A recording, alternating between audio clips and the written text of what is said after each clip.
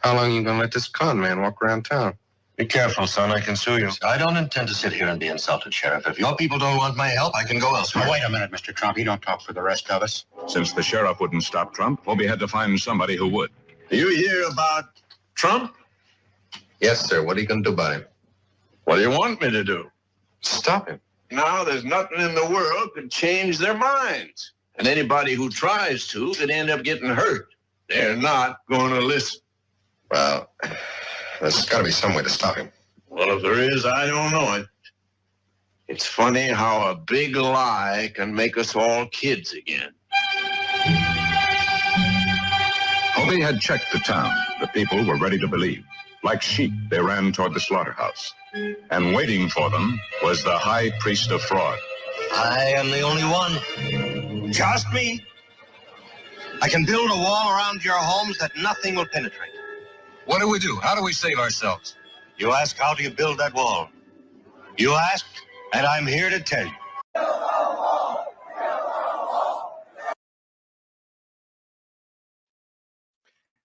Hello, everybody. Welcome to a quick episode today. It's called The Killing of the Magic Bullet Messiah. And yes, it's about the presidential candidate, Trump. And what I have for you, I think you're going to like this. If you watch this program, you're going to like, I think almost everybody will. I have a clip in the description section. So everything's centered around this clip. In my opinion, it's a slam dunk. And the point here is the ear, the magic bullet, and this creation of a magic bullet Messiah. And the clip will say, you're not going to be disappointed. So it's really centering around the clip. And I just, before November and after that, I just want people to be clear about the information in this clip. So I made years ago a video called Magic Bullet Theory.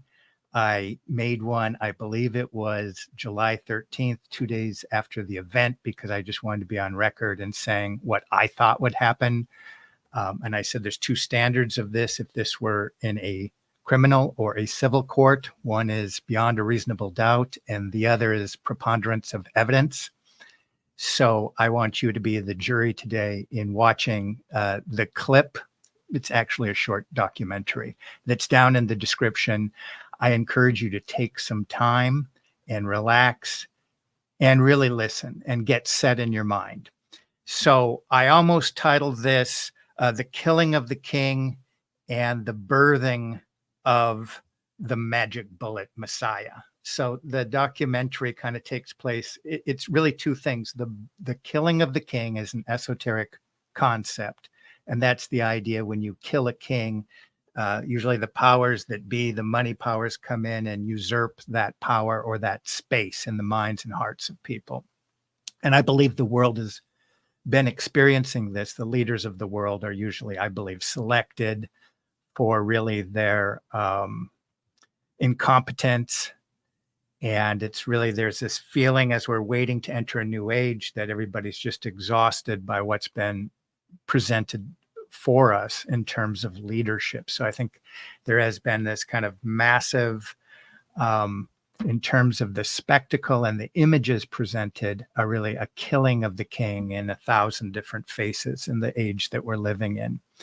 And I believe the event in Pennsylvania was an inversion of that and trying to put some fairy dust into the air in preparation, I believe, for the Messianic age. And so I think there was a lot of magic about it. There was a magic around the event in 1963. And I think there was a magic around the event in Pennsylvania a couple months back. And so what I'm kind of getting at here is that there's a pull in the, I mean, we want to be right. I mean, presumably if you're here, we want to be right about something. We don't want to just fall prey to certain traps that exist out there. So we could kind of call this the pull of the spectacle. This world system wants to pull us in And many of us actually want to be participants. We want to do something. We want to be engaged in the age that we live in. And a lot of us want to be good citizens. But as you're watching this, I just want you to be aware of the powers that sort of can manage and control algorithms and indeed images and events that can be staged. Think of what the agenda is, how they want to pull you into it. And do you want to be pulled in, or do you want to at least have some distance? So I'm inviting you to think as a jurist would think. Have the actual evidence presented to you. Take some time, listen, look at it, deliberate, think about it. And then I encourage you to be kind of concrete about this. And I think that's important. So number one, I dare you, the first point, dare you to look scientifically at this and the scientific method. And that's what courts try to do and present forensic evidence. And good hard evidence is good. Circumstantial evidence is less good. But think about what you're looking at as a jurist, and think about it in terms of somebody presenting you the best empirical or forensic evidence, and think about it. People that are not even going to watch what you're going to watch are just going to write it off as conspiracy. They say the world that's presented to me, I'm going to take it at face value and I'm going to repeat it. I'm going to stay in the parameters of mainstream media and influencer land over here. And I'm not going to question that narrative, because people that do, they're involved in theories. And so as you're watching this, think about, am I involved in theories, or do I want to actually care about what the forensic evidence now being presented is? And if you're that guy, that if you're just cast out, just be that person. I looked at this empirically. I looked at it as if it was presented to me by a defending or prosecuting attorney, and I've kind of made up my mind. And the reason I think it's important to make up your mind, because you're less likely to be pulled in to the show, the spectacle, because the powers that be really want to manage this. And as you're thinking about this, because it really does not only get right to the ear and that case, but kind of the larger drama that you're being pulled into, the show. And it's hard. Some people are just not capable of doing this. The part that both the North, the South, the East, the West, the right, the left, are both have scripts, and that this is theatrical in order. Something's happening at a deeply metaphysical level, as well as for metaphysical purposes, as well as actors on the ground that can kind of stage manage what's going on. So number one, I encourage you to think about this in a scientific way. And science, of course, is something that's observable, measurable, and can be repeatable in an experimental, on an experimental basis. Number two, I think you should think about this theologically.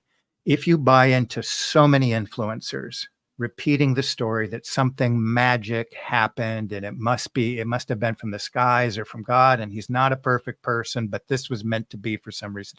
If you get yourself pulled into that metaphysical orbit, you're not thinking clearly. There can be, as far as thinking theologically, as Christians, you should think about there was one Messiah. All the work that needed to be done for salvation was done at the cross. And ideas of exposing you, or St. Paul would say, the Greeks look for knowledge and the Jews look for signs. And if you're holding out there for some kind of sign or some kind of magic, you're taken in by that. I think that desire can be exploited. So I just want you also to think about this theologically, like somebody actually preparing an image or presentation of a messianic figure. Before you get swept away with that, it's probably worth just kind of sitting down in a sober fashion. Think about the information presented, deliberate, and make a decision, because I think you're less likely to be swept away into the narrative that's being presented for us. And finally, I would encourage you, once you've made up your mind, to think, do you want to just double down and believe in scripture and tradition and the Messiah and not let that real, if you're a Christian, fact, that reality, don't let the powers of this drama siphon that drive, that direction, that we were designed to worship the real Messiah. And don't let this show pull any of that longing, that need that we have to connect with the Almighty. Don't let that be taken from you. So before I finish here, I want to just talk briefly about the metaverse and just do a couple passages. And I could do the thing like, oh, watch it and then come back, and it's not going to work that way. So I'll just give you a couple ideas from In Pursuit of the Metaverse. And this is this idea that there's this grand cosmic project, both metaphysical and on the ground, to pull human consciousness in a certain direction. And some of it's political and messianic, and they're intertwined in this project. And in the times we're living in, again, the dialectic powers are powerful here before November, but they're going to continue here afterwards. So I thought I will present the information before November, just so you can be clear about this information. It doesn't necessarily pertain to voting unless you want it to, but it really just, who do you want to give your consciousness over to? Because what we consume visually becomes part of our thinking. So I want to just read a little bit from the metaverse, and then I will be finished.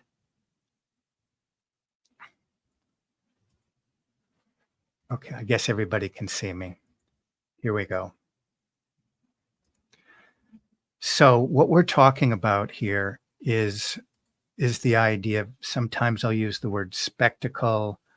Sometimes we'll use the expression, various expressions of like hyper reality, the spectacle or the simulacrum, and they're all kind of intertwined in some way. So I don't think I want to kind of define the subtle differences between the two, but it's an attempt, and it really exists in the modern technological age, to have when we consume media, invariably what can happen, especially with lies and deceptions, that we can be pulled into an alternative version of reality. So let's talk about this a little bit. One of the people that talk about this is Guy Debord, and this is the idea of the spectacle. And also Baudrillard talks about the idea of hyperreality. And the idea is the current state of worship is directed toward an artificial or a fabricated God. And for these thinkers, this would be just akin to the system itself. I suggest that the system has managers that can sort of nudge or direct it in certain directions. But for Baudrillard, he highlights the chilling consequences of simulacrum in the age of hyperreality. Simulacrums are akin to gods that do not directly reflect reality, but actively shape and direct it. They become the standard against which reality must conform, resulting in a rearrangement of society's bodies to align with the simulated world, portrayed by images. This dynamic bears resemblance to the concept of idolatry. And that's where we, subtly, I've argued throughout the years that the sort of powers that be throughout time in this cosmic conspiracy work through a unholy trinity of usury, sodomy, and idolatry, and they're interconnected. But part of what this, what Scripture would call the world system, when we're engaging in it, when we give our consciousness and even our allegiance to it, it moves ever so subtly in our consciousness to a form of idolatry. Indeed, the nature of simulacrum simulacra goes beyond being merely external objects. Instead, our engagement with them draws us into their metaphysical realm. By encountering simulacra, we develop a desire to connect with a higher level of existence that is embodied in the image. This longing resonates with the biblical narrative in Genesis 3:5, where humanity is tempted to become like gods. The allure of simulacrum is intertwined with our innate yearning for divine union with the divine. And again, I realize right now that it's frustrating. All of the good leaders of the world are not being presented on any sort of stage. And we're looking for something, we're yearning for something. And the substitute at this age tends to be what's presented to us in the realm of images. And the allure of simulacrum is intertwined with our innate yearning to connect with the divine, to be united, or sometimes we call it the hypostatic union. In hyperreality, the concept of information becomes detached from its connection to the actual events or facts. I'm going to repeat it again as you're watching this documentary.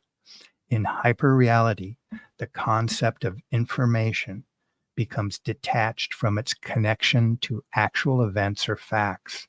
Instead, it becomes a generator of plausible worlds, where the medium itself shapes the perception of reality. The order of reality is inverted as reality becomes subordinate to and influenced by the fantasy created through image commodities.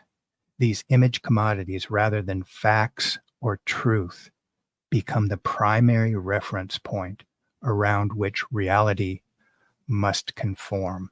And I believe this is why mainstream media and now what's been considered corralled into an alternative media, including all the influencers that most of us watch, they work within that parameter.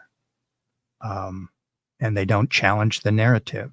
And by not challenging the narrative, they're advancing this image commodity machinery. And this image commodity, rather than facts, that's what I want you to do. And that's what everybody should be doing.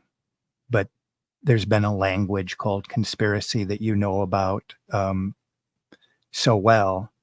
And that's how they can peddle in fiction and claim that they're virtuous and sophisticated by taking the lies presented to us as truth. The image commodities, rather than facts or truth, become the primary reference point around which reality must conform. We must conform to the lie.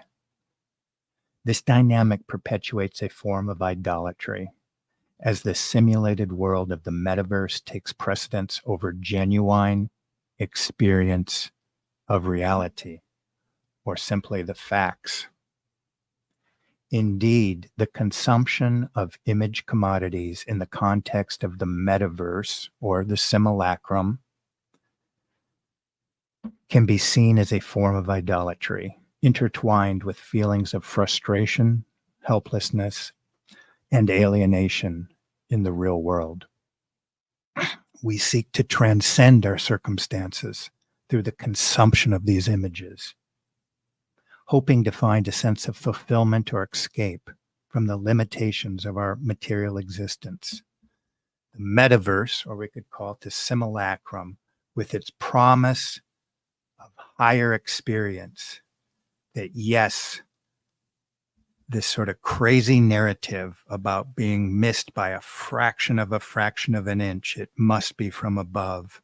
It must be a message from God repeated over and over and over. And then it gets interplayed with people presenting information in the context of scripture and tradition. And what does that interweaving of reality and artificial reality do to us? The metaverse, or we could call it again the simulacrum, with its promise of higher experiences accessible only to a select few, feeds into our desire for transcendence. So I hope you enjoy this. I thought it was fun. Even when it was done, I think it felt like it was part one and I was waiting for more. It was just a lot of fun. I think if some of this is still new to you, like how does all this conspiracy stuff work?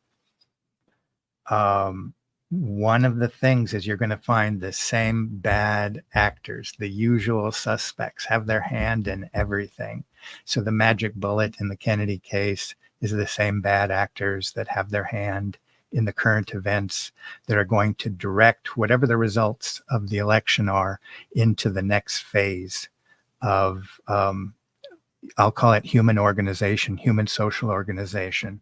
And again, if you like more of this kind of information, please, I'll leave a link to Locals and we talk about this. We're doing a multi-part series on in between the Singularity and Noahide, where the theatrical production is taking everybody.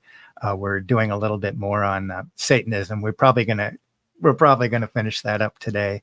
And we have regular weekly sessions on the J question, and then all kinds of participation from the members from the community. So I encourage anybody to go over there and check out our Locals community. And that's where I'm doing most of my work these days. So I truly hope everybody enjoys this. But more importantly, I hope that a number of you say, after this, I'm pretty clear about what happened that day and why it happened. And I have a better sense about where the world is being nudged. Okay, so this has been Dr. Deep State. Thank you all, and God bless.